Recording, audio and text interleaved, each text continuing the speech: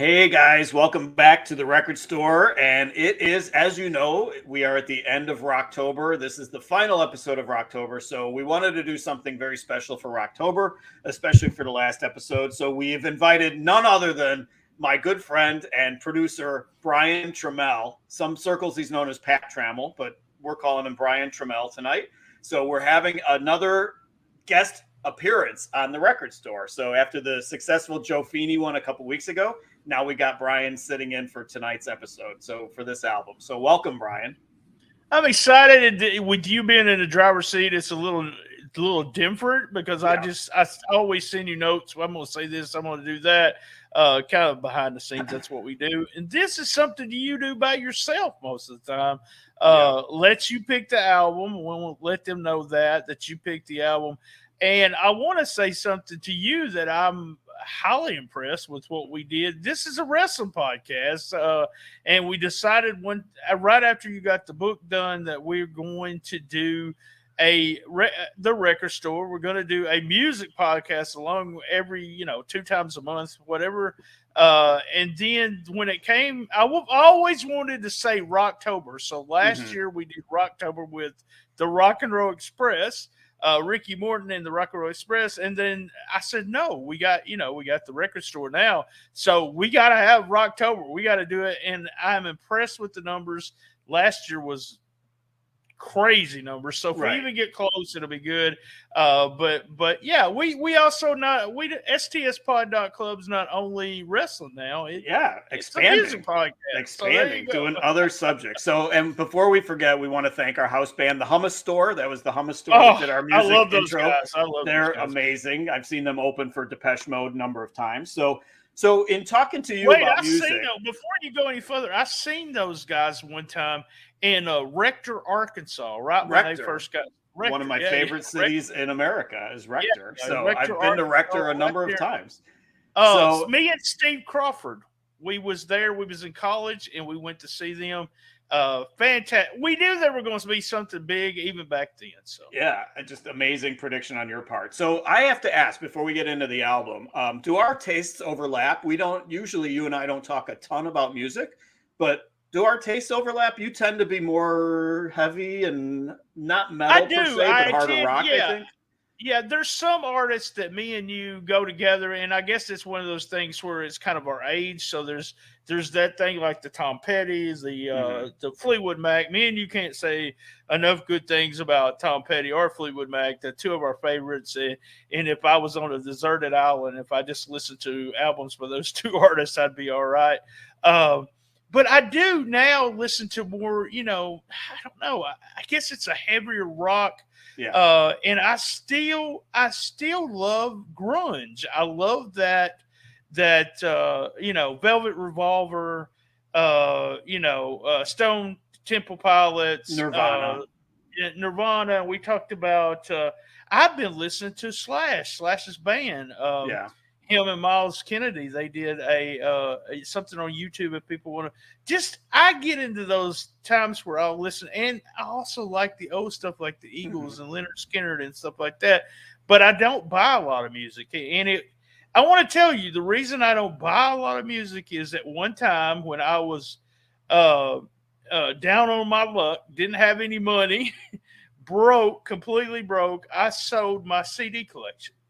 And it was over 1,000 CDs, and I sold it. And so since then, I never collected anything. So it was just one of those things where I got X amount of money for it. See you later, bye. And I'd collected this guy, that guy, and everybody. So it was just it's things like that'll make you. I don't listen to music as much as you do, but I don't think I listen to it as much as I did when I was a kid. That's one of those things I don't listen to. I'd watch wrestling as much as I did as a kid, but I don't think I listen to music as much as I do. I mean, and plus, for one, it's just finding the time. But also, right now, you don't have to buy music at all. I mean, you can just download everything. So, I'm still the guy who has to collect the CDs, and I want the physical copies of things. For better or worse, that's me, and I'm that guy. So, the album that we pulled this time, again, the theme for Rocktober is all albums from this year, 2021. So I'm going to hold it up. It's already on the screen if you're watching, but it's Candlebox, and the name of the album is called Wolves. I had no idea this album was coming out. I literally was at Rolling Stone buying some stuff. It came out in September. I was at Rolling Stone, and I happened to see it in the new releases. I saw it, and I'm like, holy shit. I didn't even know Candlebox had an album coming out. So I was really excited about it. So the album cover, if you're looking at it, it looks like a Rorschach test to me. It looks like boring ink blots. It doesn't look like anything special. It's supposed to be a wolf, obviously.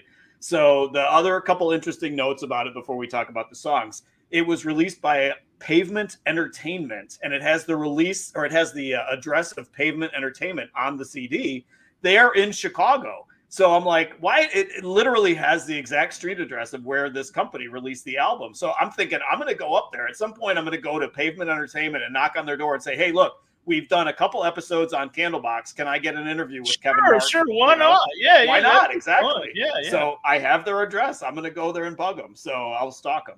So the thank yous, we always talk about the thank yous on the album. They thanked somebody named Lorna Doone David, and it just made me hungry because I love those cookies.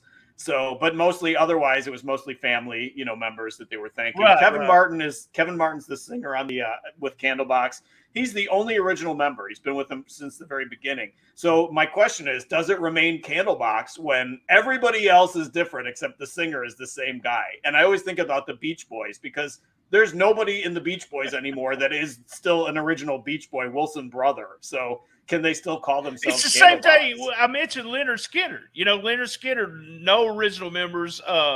Marshall Tucker Band. I don't know if you're familiar with the Marshall Tucker Band, but my father-in-law wouldn't go see them because it wasn't none of the original members. It was nobody really for the Marshall Tucker Band. So it's like a glorified cover band at that point. It is. It really is. But it is the guy. It is the main guy. And I want to mention something when you get through all this, but it is the main guy that started the band. One of the other guys that was with it, he has a bunch of other projects that he does, but he is the guy. He's the voice of that song Far Behind and all those hits from that first album that we like so much. One of the guitarists in the band now is named Island Styles, and it made me think that's how I like my wings, Island Styles. So Wolves is their 7th album. It's their first since 2016. Like you mentioned, the band formed in 1990. They took a break from 2000 to 2006. They had these so-called problems with their record company, so they regrouped in 2006. There are, by my count, 11 former members of this band. So there's been the massive revolving door that we talk about.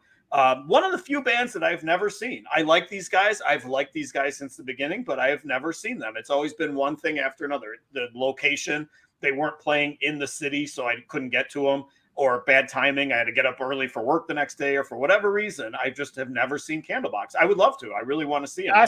I believe you have. Just jogged my memory as I was listening to this. I want to tell you, I've got a bad thing about Candlebox. It was Candlebox in that first album was a huge favorite of my ex-wife. So you have that. Oh man, you just want to kind of forget them when you hear the song. Right. But we seen them opening for Skid Row in a little bitty place in Memphis, Tennessee. I was probably 3 rows deep, standing room only, but everybody was standing up. And there was a barrier like this, like there was 3 or 4 rows of barrier. We were right there behind the barrier, and we could lean against the barrier. The craziest thing happened during the concert. Some girl with the tightest white shorts you could ever see sat on my hand on the barrier. And, the gentleman I am, I would not want to remove my hand. She said it, so I got in trouble for that night. One of the other, that painting of the Santa Claus with the big list, the Rockefeller painting. Well, that was me, the list of things I would fuck up in my first marriage. And that was one of the nights where I wish I could have just dug a hole and left. It wasn't my fault that she had her ass on my hand. She was drunk. So really good concert. It wasn't your fault.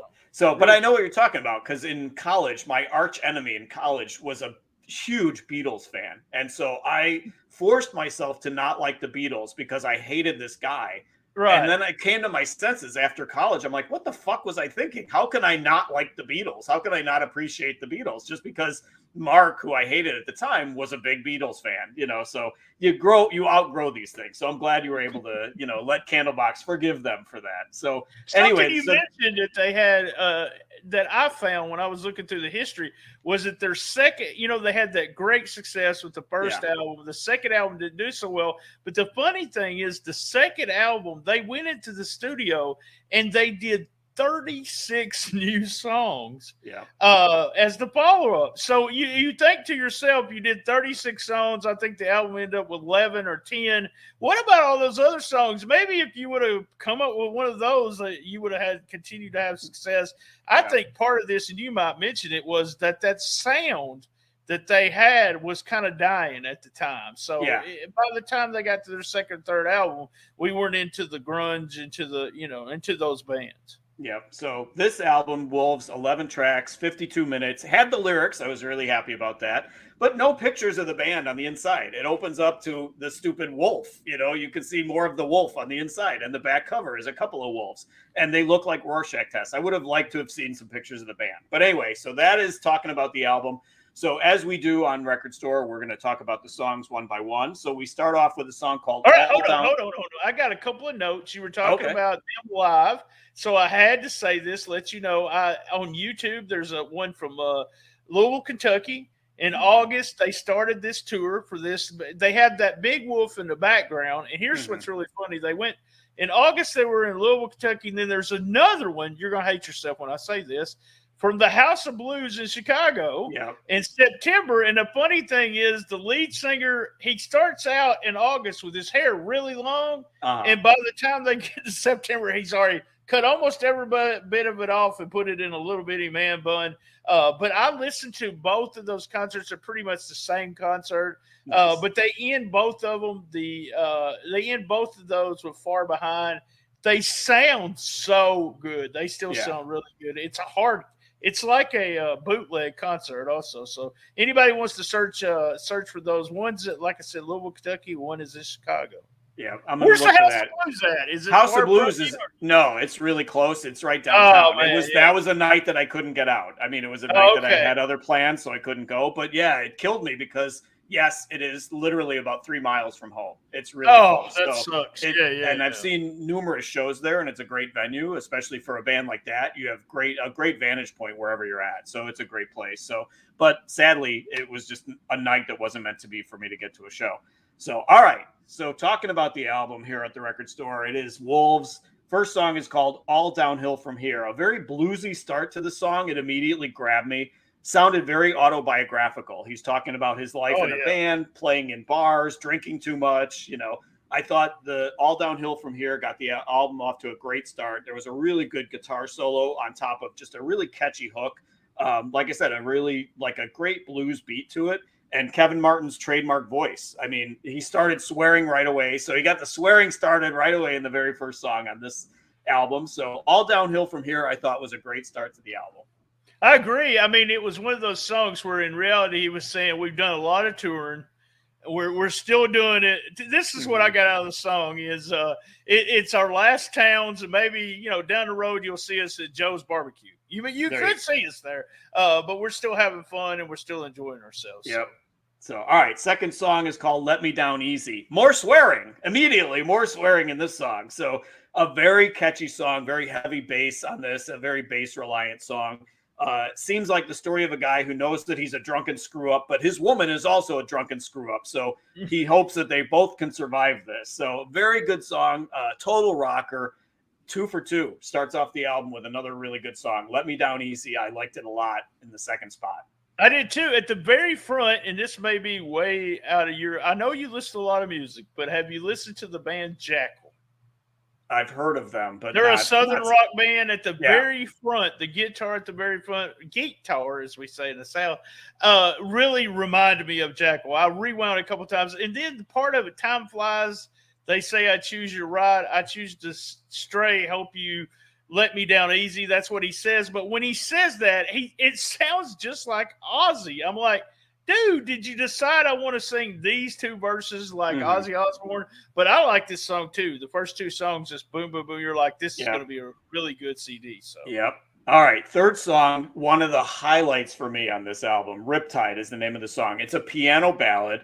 Just a beautiful song. It just, what it reminded me of is when the hair bands of the 80s and 90s would do a ballad. like a Poison would do Every Rose Has Its Thorn. Right. Cinderella would do You Don't Know What You Got Till It's Gone. Even like any of those hair bands that would do a ballad, I thought this is what that sounds like to me. It was just so good. And I think that these guys should be millionaires based on this song being played at weddings and stuff. You know, basically this song is about him losing at life. He's drowning in his troubles when he found her and she saved him, you know. Honest to God, I get goosebumps listening to the song. I'm listening to it over and over again. I'm getting goosebumps and chills listening to the song. Should be a #1 hit. Riptide is just an amazing song. Again, they should be rich. If there's any justice, this is a typical lighters swaying in the concert, you know, just a beautiful song, a beautiful ballad. Caught me way off guard for these guys because you do not think of them as doing ballads. But not only did they do a ballad, but they knocked it out of the park. I thought Riptide, just an amazing song. I can't say enough about this song. I agree. It was one of those things where you're listening to it and you're thinking, what I was getting out of it is the idea that, you know, I'm at the end of my life and now I finally found somebody that has saved me and I'm going to be with this person for the rest of my life. And like you said, that's a wedding song if I've ever heard one, especially from somebody that's fucked up with the 3 or 4 weddings before that, and boom. And at this very point with the first three songs, and haven't listened to Candlebox since, you know, the first a little bit, but not a lot. The first, I thought to myself, man, this is awesome. It sounds like old stuff. This is the kind of stuff I'm gonna like. And then tell me about song number 4. Song number 4 is called Sunshine. It's a melodic start, you know, and I thought coming out of this ballad, this major power ballad, I thought it would be a rocker coming out of this song, but it was more of a melodic start, had a very groovy guitar to it. Sounded more like a Candlebox song than Riptide. Riptide totally did not sound like them, sounded like such a ballad, but this had more of a Candlebox sound. I actually got kind of a Dick Dale guitar sound out of this. The Dick Dale from like Pulp Fiction, and the Quentin Tarantino always uses Dick Dale songs in his soundtrack. So a very droning sound, but it hooked me. It sounded like a blow off to an ex-lover. And it didn't sound like, you know, there's a lot of autobiographical stuff on this album. It sounded like a blow off to an ex-lover, not so much a band member, because he talks about the sparkling blue eyes. So not that there's anything wrong, but I think that he's talking about an ex-lover here. So I liked Sunshine. I know you're about to rip it from the sound of it, but I'm not going to rip it. I just say it was not, to me, there's going to be 4 songs on this album that I don't like. I'm just not a fan of 4 out of 11. And Sunshine was the first one that I said, what just happened? There's 3 really good songs, and then we get this song, and I was just like, what just happened? You know, that's the way I felt. All right. Interesting. So, all right, we're at the halfway point, so we're going to flip the album. We're going to pay some sponsors, and we'll be right back with side 2 of Wolves by Candlebox with our special guest, Pat Trammell. Come back.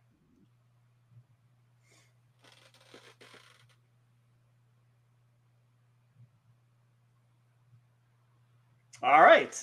Thank you to our sponsors. We are back from break. Appreciate that. Be sure this is the final episode of Rocktober, so be sure you guys are retweeting this. Be sure you are sharing this. Be sure you are telling all your friends. Final episode of all time? What? No, only of Rocktober. Relax. We've been doing this. We've been doing this all year, so it's been so much fun, and I have such a blast analyzing these albums. So it's been a great opportunity. So thank you for that. And be sure, like I said, be sure to retweet these. Be sure to share these, because you'll be in the running to win the book right here, All the Right Notes, which you can also order on Amazon. If you are not a winner, you can order it on Amazon. Just look up All the Right Notes by Lance Levine, and you'll read all kinds of cool stories in there. And you'll also win The Record Store t-shirt. So you got all kinds of cool things you can win. So be sure to share that. So we are back to the album. We're on the 5th track of Wolves with our special guest, Brian Trammell. So I'm afraid now that you've said you didn't like 4 songs. I'm walking on thin ice here. So the 5th song is called My Weakness. This was the single that came out before the album was released. But my question is, where the fuck did the single come out? Because I never heard it, you know.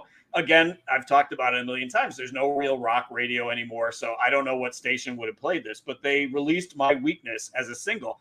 This song had a total Lifehouse or like a Bryan Adams kind of sound to it to me. It was definitely more of a poppy sound to it. It was a love story between two drug heads. That's how I took it. He sings I about wrote the same thing, comparing his girl to drugs and alcohol. Yep. Lost weekends. He's singing about pill popping, self-medication, lost weekends. What was weird to me is it's an upbeat song. The music is very upbeat, but the lyrics are actually depressing. So I kind of like that juxtaposition of the depressing lyrics, but with the good poppy sound and song. So, but it was a weird choice for a single, especially when you have a song like Riptide on the album. So I don't know what they were thinking in releasing My Weakness. I liked the song in the fact that it was so contradictory, but I didn't see it as a single, especially when, like I said, you got something like Riptide on the album. So was My Weakness on your list? I understand. No, I actually like this song. I felt like it was more like he was saying, instead of what you said. It's the same. Everyone interprets, music. And that's what I love most about listening to the Record Store is if I listen to the album, actually one of the albums that you hated, the album that you did hate, I actually liked a lot. And it was one of those things where the things that you hear and I hear are two different things. By the lyrics, I think he was almost comparing her to what drugs and alcohol do you. Like, she's the hard stuff. She's the pill you pop. She's the never ending cyclone. She's everything. I like this song. I can see why they would release it as a single, because it, like you said, it doesn't really sound like Candlebox. It sounds like a poppy band to me, like Lifehouse or something Goo Goo Dolls would come out with or something like that. To me, that's what it sounded like. And that's one of the reasons I didn't like some of the other songs that we'll mention here, but I did like this one. I did. I listened to this one 2 or 3 times. So just listen to the album. An odd choice considering the lyrics. To release as the single. So anyway, all right. 6th song is called We, just W-E, We. A mysterious open. I thought perfect for Halloween. Here we are in Halloween season. So it's a very spooky, kind of creepy open to this song. This song showed the versatility of this band. Just a very disturbing song. It was definitely about death. And this time the music actually fit the lyrics. It was just this creepy sound, creepy lyrics about death. So it kind of builds into this epic sound, which I generally like that kind of music. Like Meatloaf, that kind of stuff, kind of built towards something like that. So I almost got an anti-suicide message from this song. Like, there was a lyric, we don't know what it means to love ourselves. So I thought this kind of like an anti-suicide, low self-esteem kind of message in this song. So I enjoyed it because it was something different. It showed a versatile, different side of Candlebox. So I liked We at number 6. Yeah, not a fan. Just, it came off real morbid to me. Still, and I kept saying, where's Candlebox during this song, during the whole time I was listening to this song. Even though, like you keep saying about Riptide not really being a Candlebox song, this kind of was really, really too different for me. Not something it's one of the 4. It's number 2 that I actually didn't like on. Not a fan. Okay. So you're talking about songs that sound like other bands. Maybe you'll catch it on this one. So number 7, Nothing Left to Lose. So it's an odd title after what like I said, coming out of that last song, which I took to be an anti-suicide song. Nothing Left to Lose doesn't seem like a great follow-up title, but this one, Martin gets every F-bomb out of his system on this song because every other line is an F-bomb on this song. So it's a criminal basically wanting to go out in a blaze of glory because he's got nothing left to lose, and so it sounded like Pissed Off Lover Boy. This song sounded like Pissed Off Lover Boy. I love that. That's a great, it just, guitar riff. There is a almost lifted guitar riff from Working for the Weekend that just sped up in this song. So if you go back and listen, I was like killing myself. I'm like, what? That sounds like a Loverboy riff. I'm not a Loverboy fan, but I went back and listened to a couple songs to try to figure out what song was I thinking of, and it was Working for the Weekend. So I thought this was a really good rock song. All the gratuitous swearing made it a good rock song for me, and I guess that fits for a 2-bit criminal. So I loved Nothing Left to Lose, despite I liked it too. Loverboy I connection. The chorus. Yeah, I like the feeling that you get. I mean, it's a good rock song. Some of the lyrics are really, you say, what is he doing? He's just making a bunch of war references. But it was really one of those things where, to me, I felt like, well, I'm beat up and I'm done, but I'm going to do so. I mean, what I got to lose, I'm going to go for it. So like I said, I like the chorus. I really like the chorus. Good song. Just all the swearing, so just made it entertaining for me. So, all right, 8th song is called "Lost Angeline." So the story where she left him and he wants her back.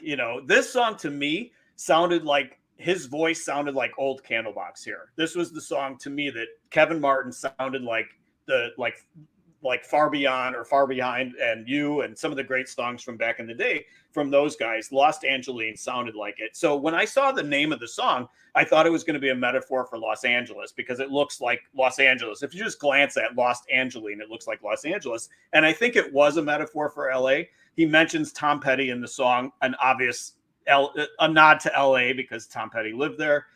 He weaves losing Angeline into the music scene of LA clubs. So I thought it was a very creative song, creatively written, liked the music a lot. I liked Lost Angeline. See, it's hard to say Los Angeles, Lost Angeline. So, but I thought very creative song. So I really enjoyed it. And the fact that Kevin Martin sounded very much like old Candlebox here. I thought the start of the song, and this was out without even the reference. If you'll go listen to the first maybe 30 seconds, 45 seconds of song, I said, man, he's been listening to a lot of Tom Petty. That's what I said. I agree with you. It sounds like it sounds like him singing Candlebox. Mm-hmm. It sounds like the guy. Really, really like this song. And the Patreon members will figure out whether this might have been my favorite song. Ooh. So, there you go. I think we call that a tease in the business. We call that a tease. So, all right. 9th song is another one of the highlights for me. It's called Trip. Has a very Simple Minds and U2 kind of sound to open this song. So not a Candlebox, not a traditional Candlebox sound. It's a love song about how he's a hard person to wear down, but she finally did it. She wore him down. She melted him. So it's a very upbeat, uplifting song. Another lighters in the air kind of concert song because it's just extremely catchy. I got to say, it's a really beautiful tribute to the woman who tripped him up. It's called Trip. So this woman tripped him up when he didn't expect it. He didn't think he was looking for love, and she found him and she wore him down. So very good song. I really one of the highlights for me is Trip. Again, showing kind of a softer edge, a softer side of Candlebox. So I really enjoyed it. Totally disagree with you on this. I think I didn't like the song. This is number 3 of the 4. I thought it was exactly what you said it was. It's a sappy love song. And I believe in singing about you. And I could just see this guy running around, I believe in us singing our song. And I was like, shut up, get a room. That's the way I thought about this song. Just sappy love song, so I don't know. I'm just not a fan. That was 3 of 4. There you go. All right, so we got one left to go. So I guess I'm showing my softer side on this album because the 2 songs that I like the most are the softer songs that you didn't like. So, all right, number 10 is called Don't Count Me Out. Seems like it would be about the band because of that song title, Don't Count Me Out. So I'm not sure, but I mean, he talks about don't count him out. He talks about paying his dues. He talks about you missed us, so all the elements are there. Is that he's singing, again, very autobiographical. This whole album has autobiographical elements. And I think in this song, he's saying, hey, we're Candlebox. We're still here. Look at us. Don't count us out. I thought the song had a great fade, a very slow fade out. It took forever to end the song. Just a really interesting song. I liked parsing out the lyrics and thinking, is he talking about, don't count us out, meaning him in a relationship or something? But I do think he was talking about the band. So don't count us out at number 10. I agree with you, but this song, I made the note. It felt like they just ran out of lyrics. It's like, let's put that. So that one song we just kept saying, "Don't count me out, don't count me out." Let's put that one on the album too. I didn't like this. This is number 4 of the 4. I was not a fan of this song, and it just kept like it was repeating over. It reminded me, and I know you hate rap music, but that's one of the things about popular music I hate is the constant, just the same words over and over, and that just not a fan of this song. So I thought it was interesting that and I mean, you might be referencing this. There was that long, minute-long stretch to close the song where it's just the instrumental, and it just kind of very, very slowly fades down.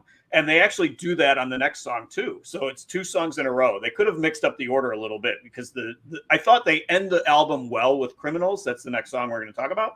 But they did 2 songs with the same gimmick where they faded it out very long fade out at the end. So they could have moved that around, and they could have mixed those two songs. The Suicide song and Nothing Left to Lose should not have been back to back either. But anyway, all right, the 11th song, which we know we finished up your 4 hated songs on the album. That's right. I like this one. Yeah. So Criminals is the 11th and final song. It's a very haunting, echoey kind of sound to it. Again, a very traditional Candlebox sound from the very beginning. Great rhythm guitar, great bass on this song.